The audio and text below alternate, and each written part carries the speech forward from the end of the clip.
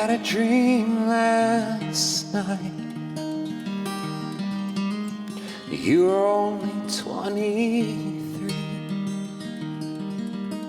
a natural blonde singing, born to run in my car painted British racing green.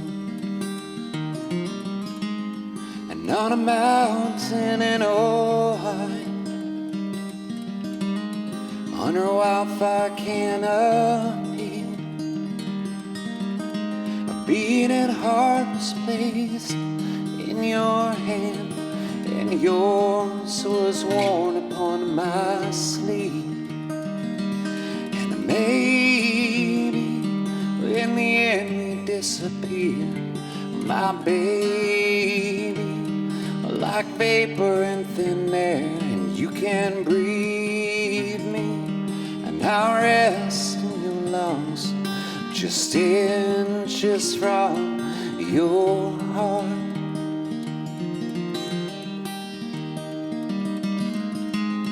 You don't notice that you're drowning until the water is clear. And I don't think you're a cure for my mind, I just feel a little better when you're here. So will you hold my withered hand and feel my veins through my skin? Will you watch me take my last breath and whisper, baby, I'd do it all again? And maybe in the end we disappear, my baby, like vapor in thin air, and you can breathe me, and I'll rest in your lungs, just inches from your heart. And maybe in the end we disappear, my baby, like vapor in thin air, and you can breathe me, and I'll rest in your lungs, just inches from your heart.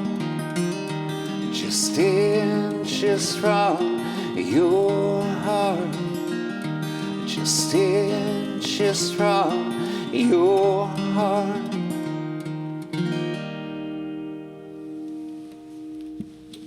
My name is Stuart Smith. I'm a singer-songwriter, musician from big city Winchester, Illinois. I'm going to do a couple songs that have been released, and that one from the first Sun EP that I did down at Sun Studio in Memphis, and this next one's going to be from the album that came out that turns 3 this year. So I'm actually going to throw a harmonica on and do this one here. Now through the magic of technology, I'm back with a harmonica on me. This song is from my first album. It's called Burn For You.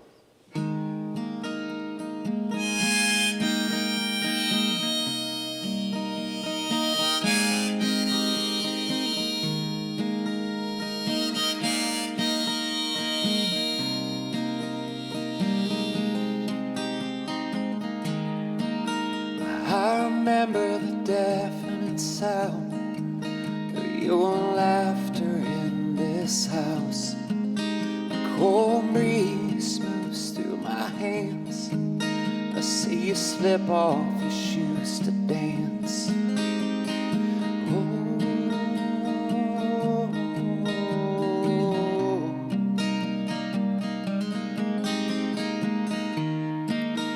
The floors creak on their own as your ghost leaves me alone.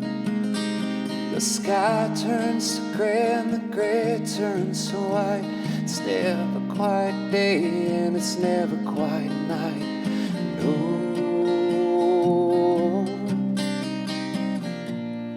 I will burn for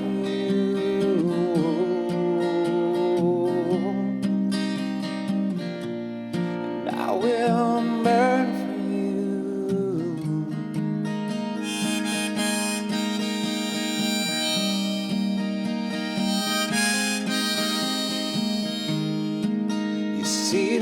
Religion is a funny thing. Oh, it's a choir with no songs to sing.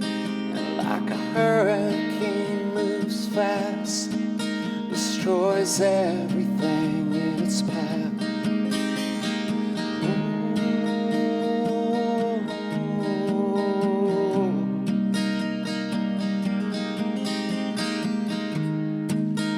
There's a difference between virtue and luck, and there's a chasm between stubborn and stuck.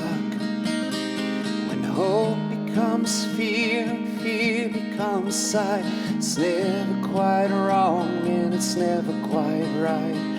No.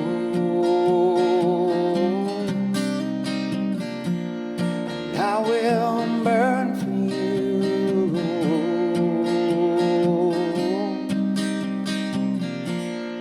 And I will burn for you.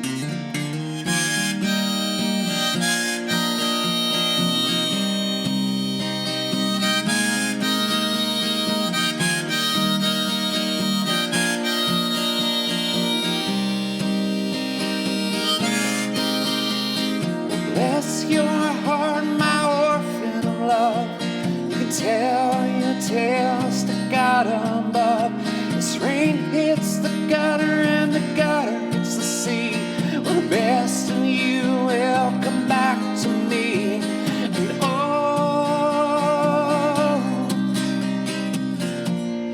I will burn for you.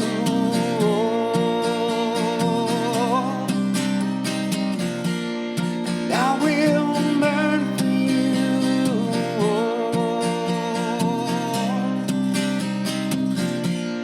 And I will burn for you.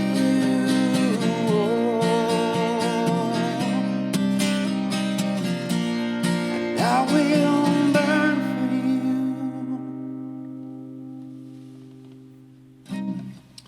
So, here in about a month or so, somewhere along those lines, time is kind of an illusion right now with COVID anyway, but I'm going to put out a follow-up to the Sun EP I put out around a year and a half ago. I went back down to Sun Studio in Memphis and recorded a bunch of, basically a bunch of sad songs on a bunch of antique equipment. And anyway, I'm going to put that out, but I haven't played any of the songs publicly because most of them were wrote in the isolation of COVID, so I'm going to do one of them for you now.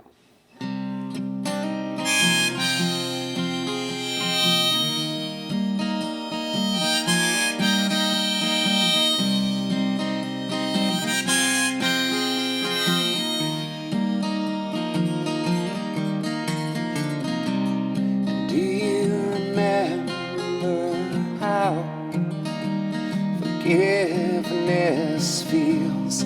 Another heavy heart to carry when yours hasn't healed. An angel in a cotton sundress on the Memphis streets.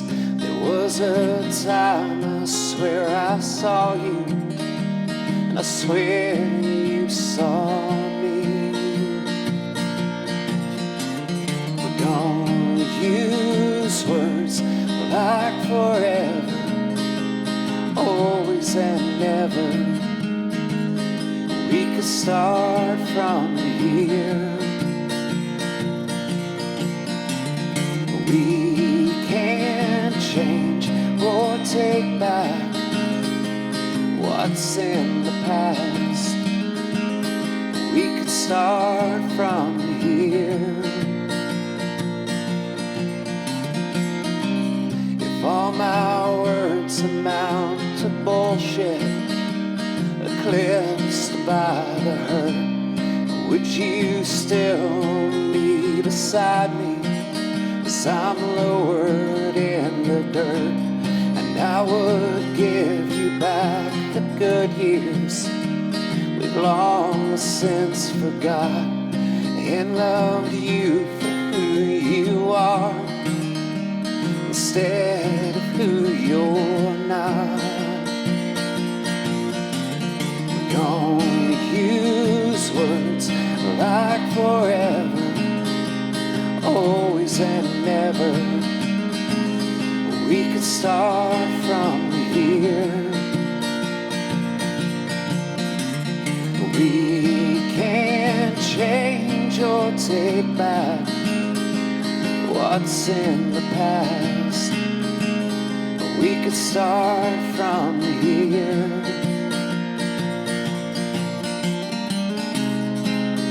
We could start from here.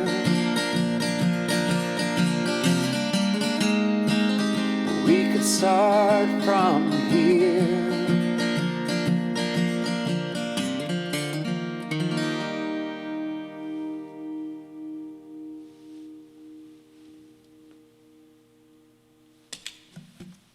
That's all she wrote.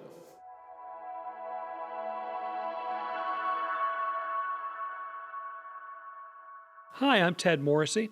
I think of myself as mainly a fiction writer, especially a novelist, but I've always had an interest in poetry, and I've taught poetry for a number of years.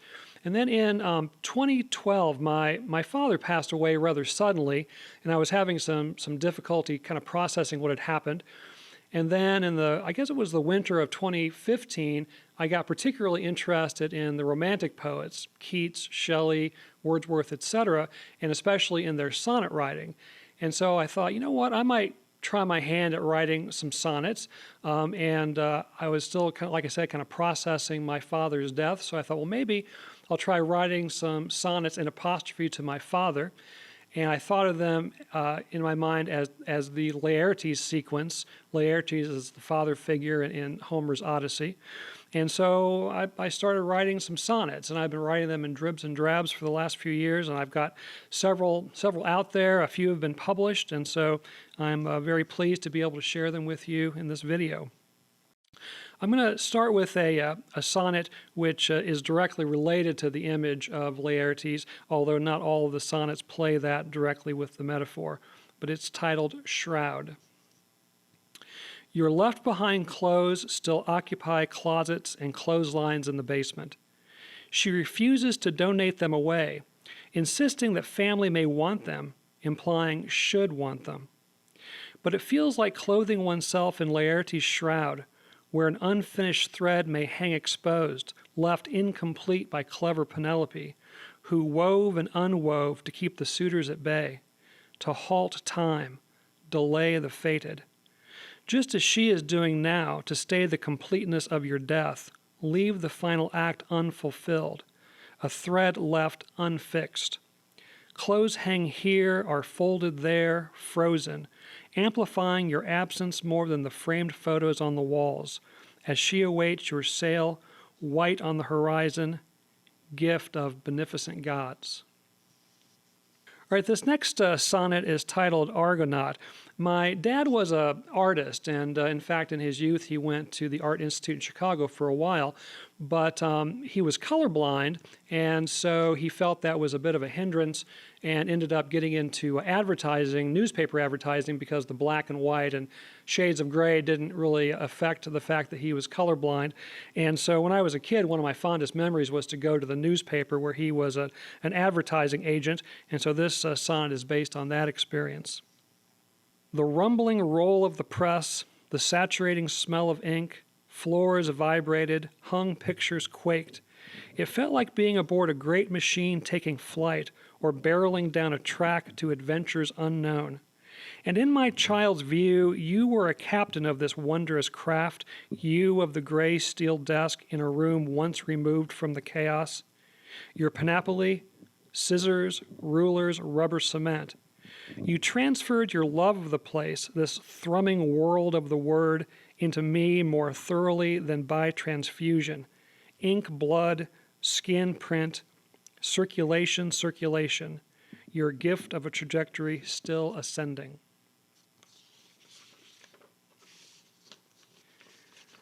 This next sonnet is titled Obsolescence, and I think it's pretty self-explanatory.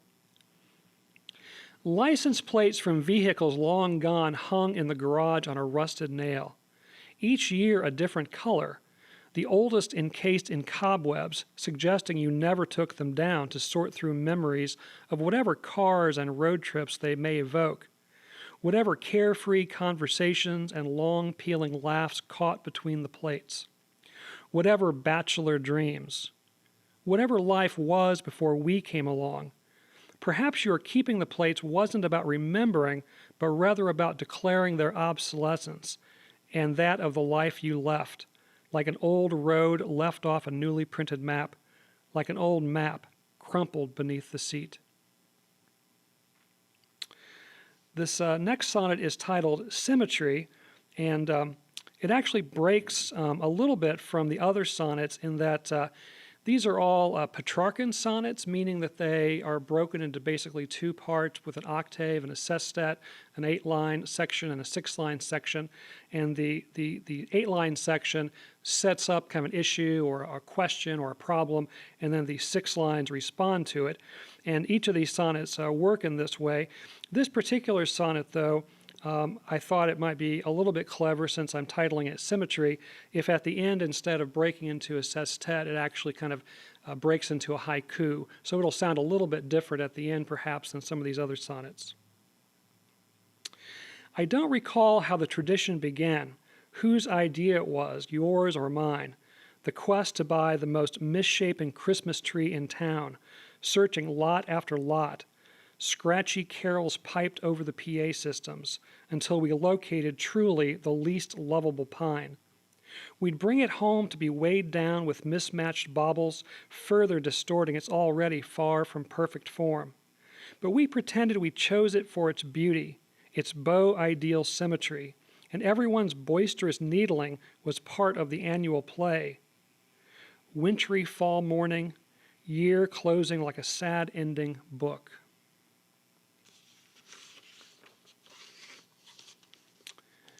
This next sonnet is titled Ingots, and it has to do with my publishing my first novel, which was a few years ago now. Entangled in the book's enthralling world, you lay upon your bed reading a mystery, eyeglasses angled on the end of your nose. You beautified both the reader and the read, modeling the peaceful joy of quiet contemplation, of vast exploration while perfectly at rest. I watched from the doorway, not wishing to interrupt, neither your wonderment nor mine, witness to a sacred act. I read my rhyming books, not yet ready for the stories of yours, but already eager to be both sender and receiver of the page-born magic, a spinner of spells as well as the spellbound soul wound in the works. You lauded my first novel and offered ideas for sequels, ingots of gold. This next poem is titled Awakening. In retirement, you first took up flowers. Then later, the rose arrested your attention. Not quite an obsession, but still a preoccupation. A buzzing in your ear, like a height of summer bee who hovers at the stamen. The bloomless vines grew wild, entwining the homemade trellis, birthing only thorns. They reached out like amorous assailants. Undeterred, you planned and pruned, prepped and pared, powdered and prayed, sprinkled and sprayed. Long winter's musings over books borrowed from distant libraries. Then one summer came a single white head, blushing at the bee's overzealous coronation. This next poem is titled Pilgrim, and it actually has a Springfield connection. It was inspired by a little incident that occurred just out front of the Vachel Lindsay home, which is in downtown Springfield. And there's a couple of references in the sonnet that fans of Vachel will, I think, recognize. I grasped your absence, the sudden ceasing of a strong breeze, a winter and a spring and a thickening summer later, before the home of a poet long dead, who calls visitors from afar. Small in number but devoted to their pilgrimage and their modest homage to his gospel of beauty. It unsteadied me for a moment, like a blind blow to the knees. You would call no more. Your plain and quiet voice of reason would call no more. I looked toward the poet's home, where pilgrims entered seeking something lingering still. This next sonnet is titled Acts and references William Shakespeare. So here I go. You answered William's most profound question the moment you received the prognosis, not to be. An act of generosity in keeping with the way you lived your life, to spare us the travails of a lingering demise, a pointlessly protracted last act, weeks of emotional wreckage to weigh and sift after heart-wrenching hospice, catastrophe, in every sense, with no curtain call. The question settled, you cast off the knighted color for a more fitting role, Yorick, jesting with the nurses who measured your dramatic decline until you were insensible, then done. 5 days, like 5 acts, from diagnosis to death. I find myself asking, did I know you well?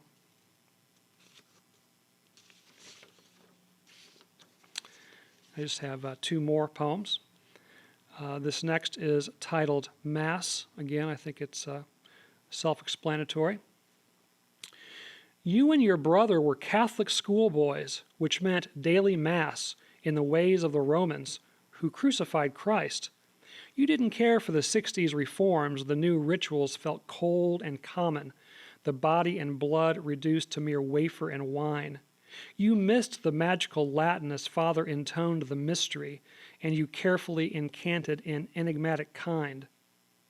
The hospital's chaplain visiting from Africa recited in his high, rounded Rwandan lilt, last rites for you and the cancer in your brain, for the mass that had colonized every organ, like a crusading religion on the march, hell-bent on spreading the word everywhere. And finally, a sonnet titled Dignity. The gray suit was pricey, 3 pieces of fine wool, more expensive than any apparel you wore in life. Polyesters and permapress for decades, even a pocket protector. Costume of the advertising man. Small-town newspaper, far cry from NYC ad men. But this suit, purchased and tailored in your retirement, went straight from store to closet, to be kept in its garment bag until needed. That most solemn of occasions, part of the program you so conscientiously pre-planned. Private service, modest casket, no pomp, no pathos, no eulogy. A cold day for early autumn, austere, bitter winter in the biting wind. The final image, metaphor for a life lived in quiet dignity. Husband, father, friend, son, brother, in impeccable gray. Thank you.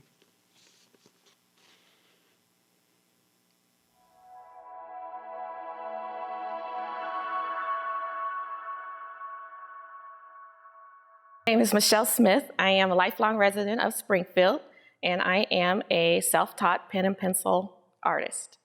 Today for camp, I brought to talk about one of the newer series that I'm working on. I started this series just about a year ago, and the reason I selected this series to discuss was because it actually shows work from each of the media that I work on, and that would be marker and pen, color pencil, and graphite and charcoal. I work in series a lot, and most of my series, or all the other series, actually showcase one of the media. So, for example, I started another series about the same time I started this series. It's entitled The Skin I'm In. That series is all marker. So what I want to discuss with you today is the different techniques I use. And they're pretty similar across all 3 media, but as you can see, they yield a different outcome. So the first piece here, and this series, by the way, is entitled Just Let Me Breathe. And the model for these 3 pieces is my son. This piece number 1 actually was not intended to be piece number 1. The color pencil piece was started first. And then what has become now a pretty well-known contest came about. I entered this piece and won. And that would be the Ralph Lauren Polo Design for Good. This design has been produced on Ralph Lauren Polo shirts, over 2,500 throughout the United States and the UK. And all proceeds went to the World Health Organization for now that we have a vaccine for COVID-19. So this piece was created in Copic sketch marker. That's the marker that I work with the most, and it's an alcohol-based marker. And the reason I like the alcohol-based marker is because it lends itself very well to the technique that I use, which is a lot of blending. So I usually start light to dark and blend colors on top of colors until I get what looks like more of a painterly look. A lot of people do mistake this piece for watercolor, and it is actually marker. It's actually one of my most detailed marker pieces. I work in realism, photorealism, and my marker pieces are a little looser, not as much detail. This piece took roughly 10 to 12 hours to complete. And we were about 3 months into COVID when I actually did this piece. So who knew we would still be doing that now? But this series is still an open series, so I'm hoping to add quite a bit to it. I'm hoping to add different genders and different age groups to the series. So the second piece is color pencil, and it is Just Let Me Breathe 2. This piece, in contrast to the marker piece, I think you can tell has so much more detail and is more realistic.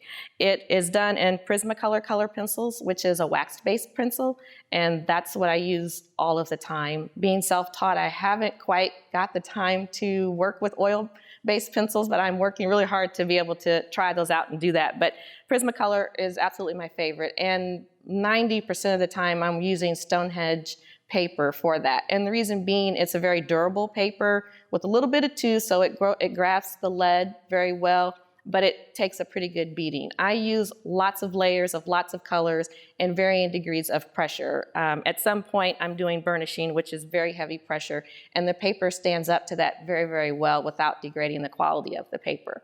So the technique I use is lots of different colors because most of the Prismacolors are a more transparent color. So for instance, the skin tone in this particular piece, I use 10 to 12 different color pencils to get that particular skin tone and the shadows just right. And I use them in varying levels of pressure, so from light to heavy and everything in between while I'm working. This particular piece took roughly 37 hours to complete, so you can tell the difference in labor and detail. This is a smaller piece, but a lot more detail and labor that's involved. It, to date, is a 2-time national and international award-winning piece now. It has won 2 awards, first place in national and second place in international. So it's hands down probably my favorite color pencil piece in my collection right now. The third piece is the graphite and charcoal. And graphite and charcoal is my first love. It is my comfort zone. It's what I, like most kids, first thing I picked up to start drawing with was a pencil. Again, very detailed. You can tell the difference between the 3 media, same model and pretty much the same picture, but the difference in the drama depending on color or black and white.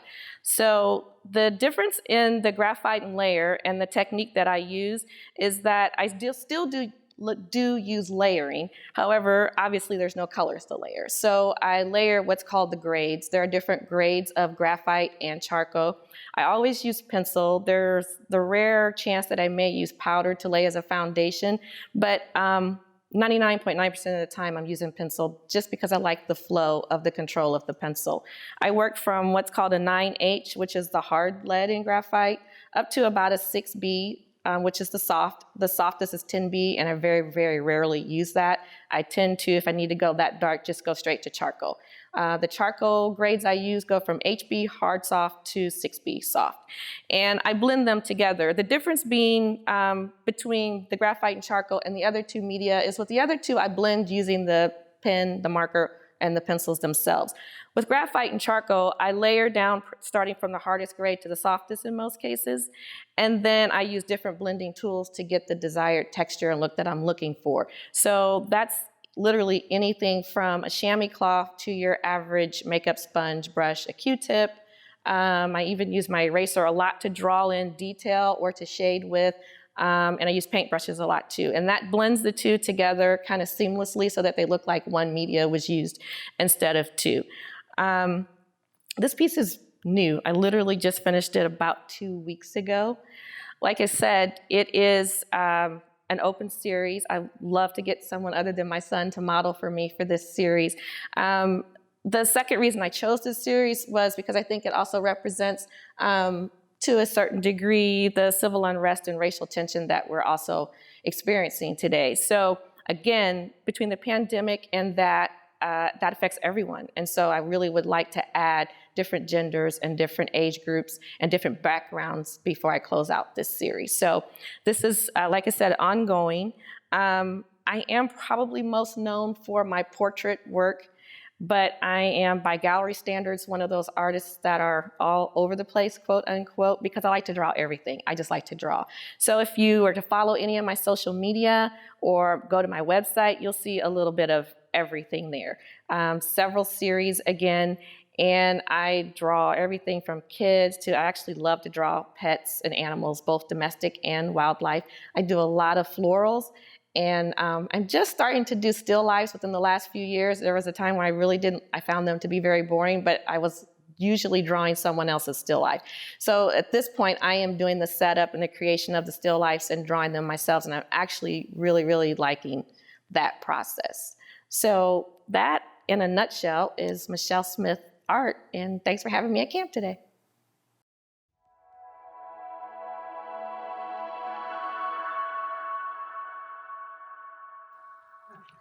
We're Rhodes and Battles. The first song we're going to play for you tonight is Love is Free.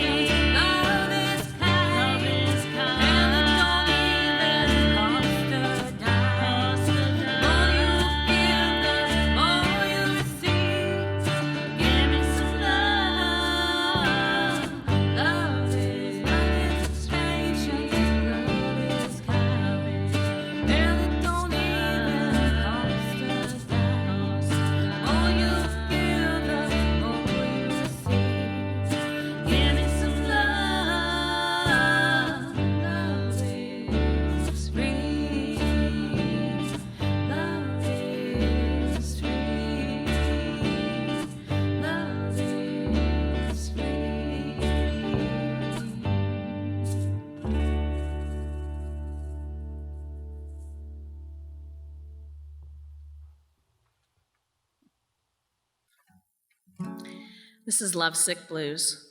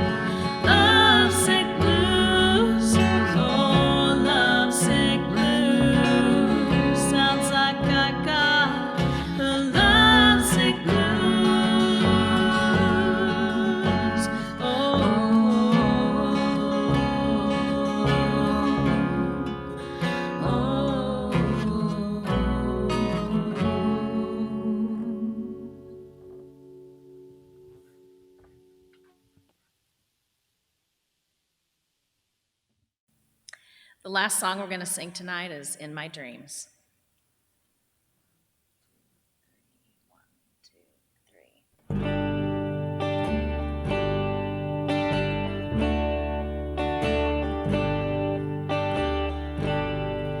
Last night I dreamed of you, my dear, and it was so sweet when you whispered in my ear. The lights were low as you held me tight, and we danced and danced all through the night. When I lay my head on my pillow tonight, I'll be thinking of you, even though it's not right. There's someone else in my life, but it's you, only you, that I dream of tonight. I don't wanna break my lover's heart, so in my dreams you'll always be apart. We can be together every night when I close my eyes and look into the light. You'll be there, shining bright in my dreams, my dreams, my dreams tonight. I don't wanna break my lover's heart, so in my dreams you'll always be apart. We can be together every night in my dreams, my dreams, my dreams tonight. In my dreams, my dreams, my dreams tonight.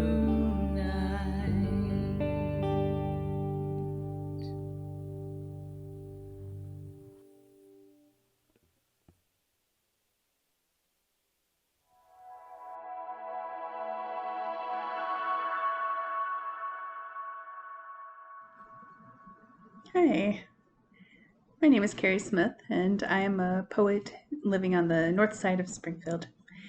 And I'm going to share with you some of my poetry today. The first is from a book that I produced a couple years ago called If Not Now, Then When. And this first poem is called Bearing. It's not that I have perky breasts. It's that I have belly rolls and love handles and famine-proof hips. It's not that my hair is shining or resembles the shade advertised on the box. Mine is coarse, straight, and many varieties of brown, blonde, and gray, highlights and lowlights provided by each sunrise and each sunset. I do not have abs of steel I purchased with a gym membership, but muscles developed in moving my body, my day's moment. I enjoy being strong and capable, though I've been told that's not a desirable feminine trait. I'm not smooth and hairless, some faux prepubescent fantasy. I have hair all over, occasionally sprouting in unusual places. I do not smell of roses, unless I'm holding one from my garden. I smell of the animal I am, musky, alluring to other animals. I am my natural way, reminiscent of birds, wind, and mountains. I'm not airbrushed or photoshopped. I stand before you, raw and for real, life-sized, basking in the beauty that emerges without effort. I am the mirror. I am a mirror of the universe, of you, as you are of me. I stand as a beacon, requesting the authentic to show itself, to be present in the arena of one's own struggle. For if we are to remember what it is to be human, not a slave, not a cog, not a TV apparition, let us spin the bottle and begin our emotional stripping in the here and now. My belly rolls, my flaws, all of them, are my certificate of authenticity, my natural wabi-sabi style. I can't help but be myself, wholly, wholly human. My second poem is called I Know What I Want. I'd heard the term dysfunctional family after I'd gotten out of mine, that sometimes violent poverty that no one talked about. It didn't seem quite right to me. When I did get out, I didn't know what I wanted, but I knew it wasn't that. My only choice was to set out on the path of the unknown, my gut, the feeling in my bones guiding me, my heart resonating affirmation. I ventured out of my dysfunctional family and into the world. I didn't know what I wanted, but I found out. Not civilization, not its poison, not the careless destruction, not working some god-awful job for some god-awful boss at some ridiculous wage, not corrupt governments and what one isn't, not pavement or policing, not confinement operations, whether you're talking about cheap baloney or prison labor. The way I gave birth is illegal. I didn't know what I wanted, but I knew it wasn't that. I can sense the shadows of another world possible, just around the corner, with as much knowing as I had in my dysfunctional family, that a more beautiful world was possible. Not just my eyes, but my whole body is open and receptive. I walk the path of my heart's desires. I know what I want. I want my hands in the soil, my heart in appreciation of the bounty. I want to eat the fruits of the tree of life. I want to explore the story of unity. I'm a part of this. I hear the voice of crows, of motherwort, of Gaia, the praise of birdsong, the many voices raised in the biological landscape. I'm their ally, their witness. I know what I want. The lifting corners of a smile of a friend, a spontaneous hug of I love you from my children. When authentic people touch each other's hearts, it feels different than likes on Facebook. This feeling of humanity arises, this deep connection from me to Gaia, from me to all of life.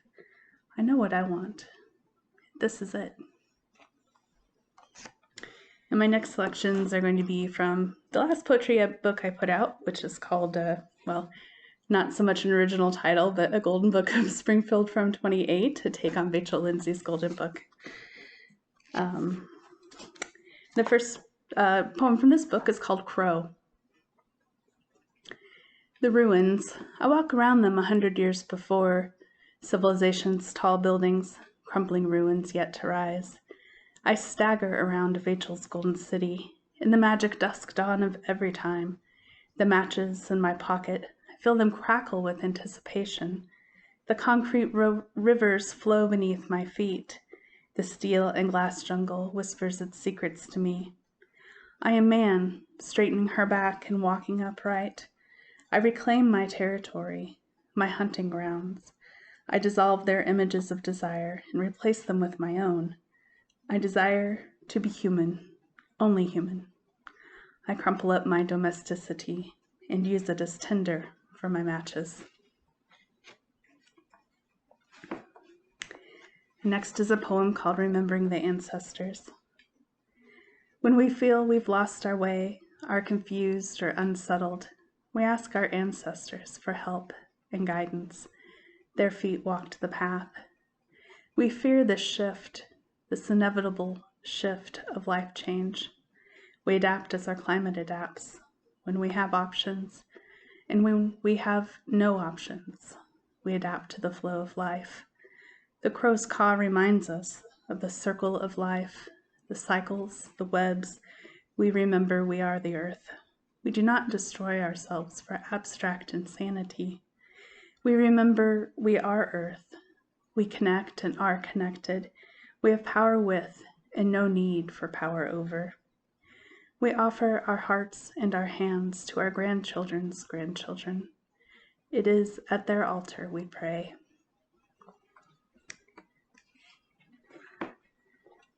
And next is a poem called Confession. I did not come to this earth to be beaten down. I did not come to this earth to be crushed under the heel of circumstance. I do not quiver with fear. I do not hide in fate's shadow. I flourish. I thrive. There is a fire in my belly that cannot be extinguished. It fills me with love and healing, with a yearning to defy the odds of my survival, with grace, with an appreciation of beauty that cannot be quashed. I am not afraid of anything. Lousy presidents, ice caps melting. I'm going to be here, standing my ground. My heart is liberated territory. Excuse me. Next is a poem called Of Fruitful Abundance. When I think of wealth, I don't think of digits in a bank account. I think of berries on the bush, and not how many berries, but how much I enjoyed eating them. Next is a poem called Johnny Appleseed Revival. Excuse me. Rachel, I have seen your city alight. I have seen your city aflame. Its golden radiance rivals the sun. Rachel, I've seen your face, wearied with age, dulled with heartbreak, contemplating the poison on your lips. I've seen your city in its pallor of loath for self and others. It crumbles before my eyes. I've talked with trees, martyred for parking lots. They are concerned. I come to you, Rachel, in a daydream, my hand outstretched. Your words yearn to break free of dusty books. Your dream language becomes my dream language. I come to you, Springfield, with a dream in my hand. I am knocking at your door. My heart is open. My golden eyes outshine the sun. In my hands are seeds, the seeds of what comes next. The gift flows through us. We give gratitude and pass it on. My last poem is called You Amazing Flowers You. Look up all around you, everywhere. The stars shine for you to thank you for your gifts. And you, child, you shine for them. Thank you very much for letting me share my poetry with you, people of Springfield and beyond. Have a good day.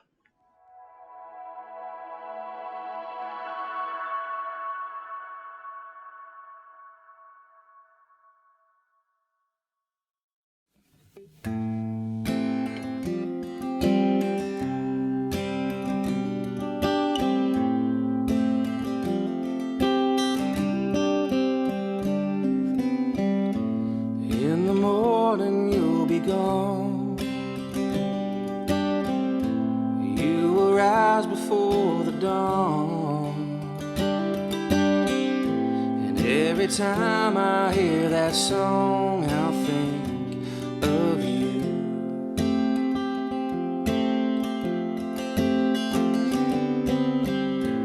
Cracks that just don't want to mend. You've got to use your hands. And every time I look, the end is further away.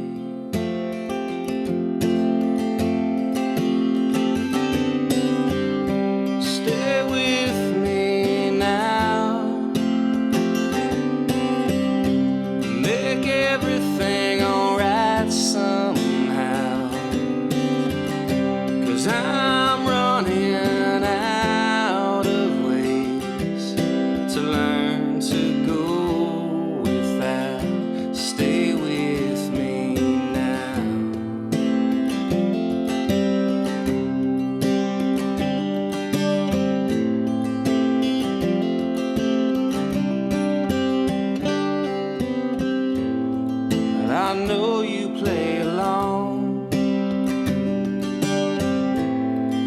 I've never really known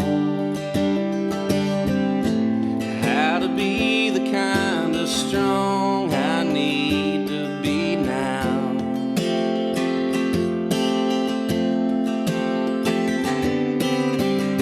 Stay with me now,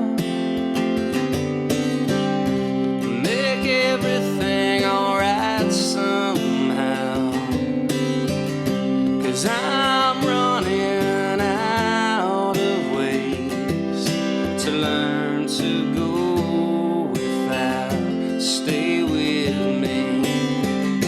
Well, I hear your voice inside my head. It never told me wrong. Still, all we need is the end to begin. Please say it won't be long.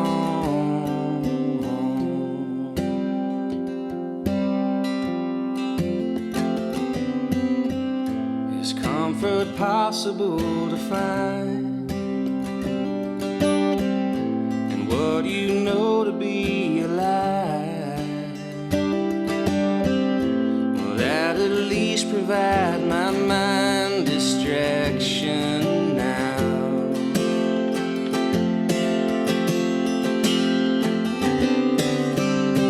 Stay with me now,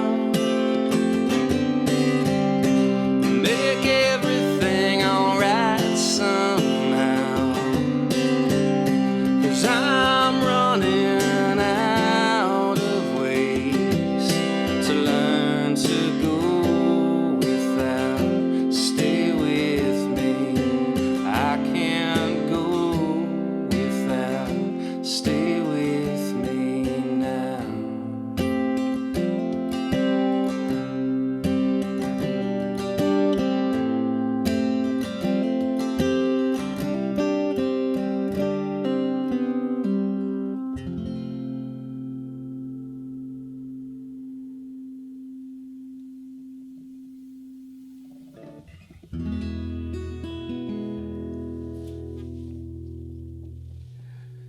Leave your complaints with reception, please. We will get to them.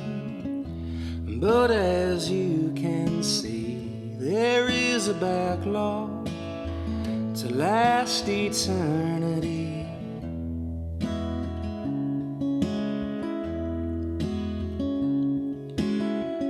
They're all before you, so feel free to have a seat. Is cancellation not worth considering? No, you don't qualify for a special privilege.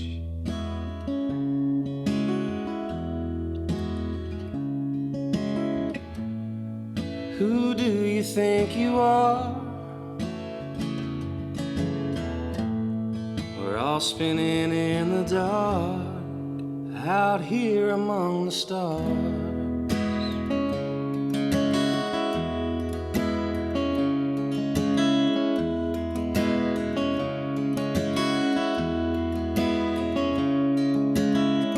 Please remember responsibility. It lies with you all. It's not our policy to take the blame for anything but blessings.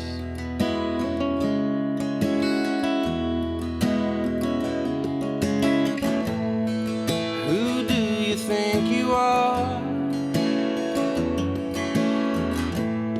We're all spinning in the dark, out here among the stars.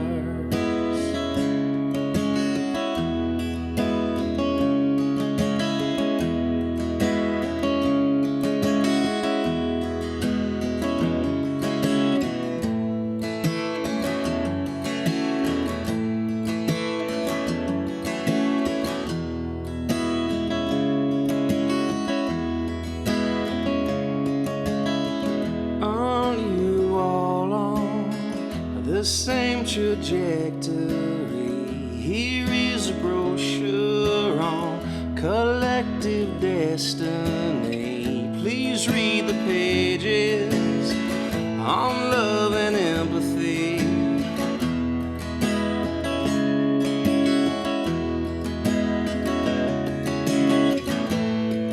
Who do you think you are? We're all spinning in the dark, out here among the stars.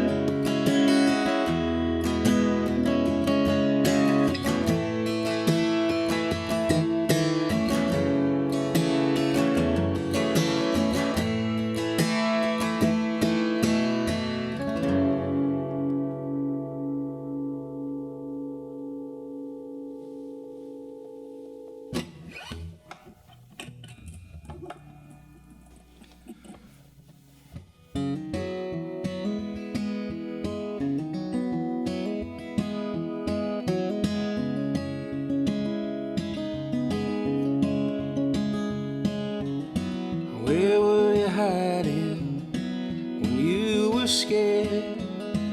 When you knew better than to come out here? Were you underneath those silly sheets fighting for air?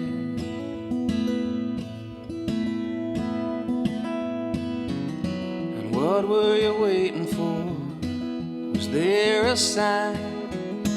A loud and clear call to fall back in line behind the one you've been praying for all this time.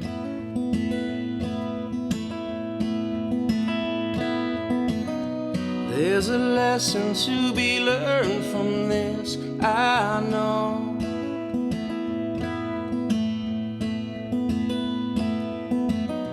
One that we were all supposed to learn a long time ago. Your tank was empty, your mouth was dry, and you were barely breathing to the naked eye. You could have been the last of your kind.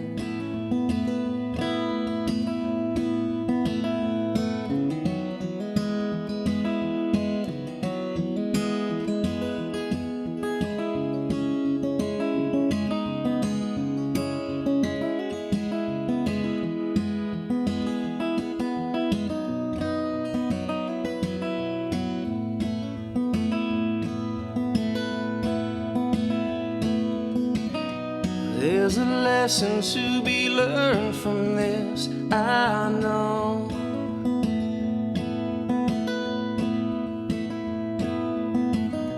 One that we were all supposed to learn a long time ago.